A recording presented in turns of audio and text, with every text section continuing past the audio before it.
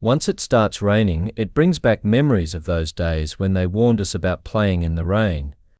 We were told that we would catch pneumonia if we did. Was that true? Stay with me. I will explain everything.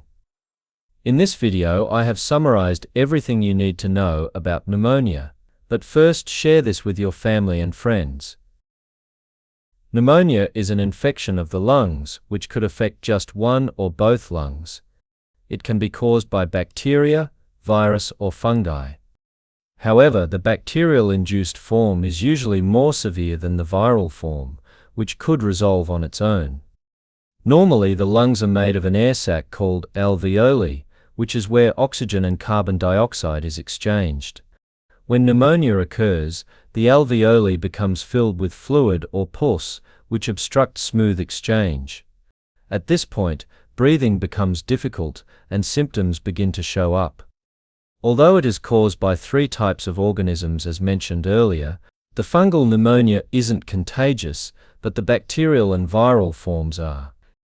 It can be transmitted from person to person by touching infected surfaces or through droplets from coughing and sneezing.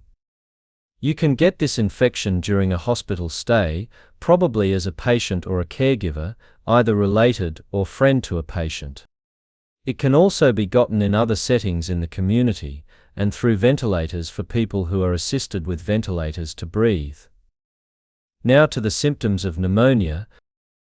If pneumonia is caused by bacteria, some signs include fever, headache, shortness of breath, chest pain that worsens when you breathe or cough, sweating or chills, loss of appetite and fatigue.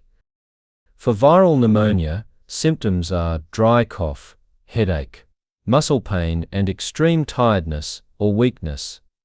However, pneumonia signs and symptoms in neonates and infants also include fever and chills, physical discomfort, sweating, cough. Further symptoms are difficulty breathing or rapid breathing, loss of appetite, vomiting, lack of energy, and restlessness or fussiness. But you should know that the following people among the population are at higher risk of contracting pneumonia. Number 1. Infants or children below 2 years. Number 2. People of the age 65 and above. And 3. People with compromised immune system, that is, people living with HIV, and people who take steroids and cancer medications. Again, pregnant women, chronically ill individuals like asthma, diabetes, heart failure, and individuals living in crowded environments, smokers, people who take excessive alcohol, are also at higher risk of getting pneumonia. To prevent yourself from pneumonia, please follow these measures. Number 1. Avoid close contact with infected people. 2. Properly wash your hands. Number 3. Quit smoking and avoid excessive alcohol. Number 4. Treat underlying illnesses that may weaken your immune system. And lastly, protect yourself through vaccination. To finalize everything, let me answer the question, does playing in the rain or sleeping directly under a fan leads to pneumonia? The answer is no. There's no evidence to prove that.